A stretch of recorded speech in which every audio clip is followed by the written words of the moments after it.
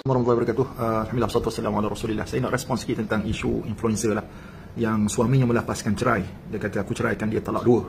Dan saya fahamkan bahawa sebelum ni dia telah bercerai sekali dan dirujuk kembali. Kemudian dalam live kemarin, suaminya melafazkan cerai dengan talak dua.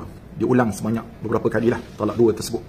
Yang pertama saya nak sebutkan tuan-tuan Allah Subhanahu Wa Taala, ada tiga perkara yang kalau kita bersungguh pun dia akan menjadi, kalau kita main-main pun dia akan jadi. Salah satunya cerai. Isu penceraian personaliti media sosial, Siti Jamumol dan suaminya, Aiman Tak Kisah, terus mencuri perhatian selepas lafaz cerai talak dua dilakukan secara langsung di TikTok. Lebih mengejutkan, lafaz itu diulang 3 kali ketika wanita tersebut sedang bersiaran secara langsung. Menurut pendakwa bebas, Piyush dalam kenyataan di media sosial, jika lafaz cerai itu disahkan sah oleh mahkamah, maka pasangan tersebut telah mencapai had maksimum talak, iaitu talak bain kubro, dan tidak boleh lagi rujuk kecuali selepas si isteri berkahwin dengan lelaki lain.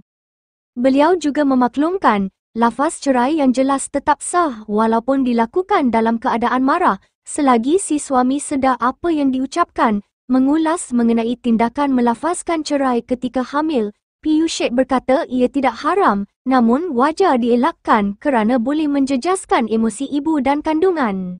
Pertama saya nak sebutkan tuan-tuan Allah Subhanahu Wa Taala, ada tiga perkara yang kalau kita bersungguh pun dia akan menjadi, kalau kita main-main pun dia akan jadi. Salah satunya cerai.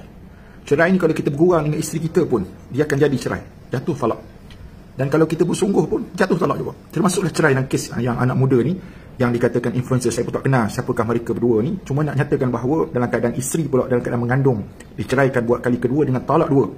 Kalau dicampurkan talak dua dan talak sebelum ni, maka telah mencukupkan 3 kota talak yang boleh diberikan. Dan jika berlaku benar seperti kalau disahkan oleh pihak berautoriti, pihak mahkamah, sebab perkara kes cerai rujuk ni perlu rujuk dan perlu refer kepada mahkamah kena tentukan. Tapi di sudut teorinya, 3 talak yang telah mencukupi ini telah menyebabkan dia menjadi talak disebut sebagai bain al-kubra.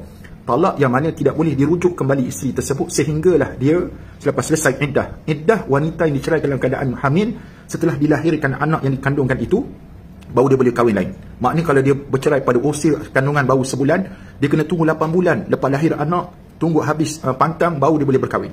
Apa yang penting untuk Allah Subhanahu Wa Taala sekalian, kalau tak habis pantang pun tak apa, boleh kahwin. Cuma biasanya orang habis pantang dulu lah berkahwin. Cuma nak sebutnya, iddah bagi wanita yang diceraikan dalam keadaan hamil mesti selesai iddah dia selepas melahirkan anak. Selepas melahirkan anak, dia sudah suci, dianggap sebagai boleh berkahwin lain. Dan bagi kes hamba Allah yang berdua ni, jika sekiranya jatuh 3 talak, termasuk talak yang pertama dahulu dan dirujuk kembali, kemudian dicerai pula talak 2 kali ni, campur jadi talak 3, campur kedua-dua jadi 3 talak telah dilafazkan, maka suami tersebut tak boleh nak rujuk kembali sehinggalah isterinya itu, bekas isterinya itu berkahwin lain.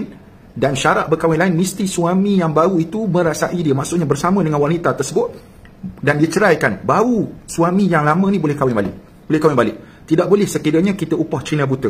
Cina buta, walaupun orang yang buat tu orang Melayu disebut Cina buta, iaitu pak turut yang mana kita upah dia untuk kahwin dengan isteri kita dan dia tak menyentuh isteri kita dan diceraikan isteri kita dalam keadaan itu dan kita rujuk kembali, pernikahan itu tidak sah. Jadi berhati-hatilah wahai anak-anak muda di luar sana, jangan jadikan cerai rujuk ni sebagai konten untuk meraih pandangan manusia. Bahkan saya pasti akan dapat kecaman daripada pandangan manusia tersebut. Wallahu ta'ala alam. Assalamualaikum warahmatullahi wabarakatuh.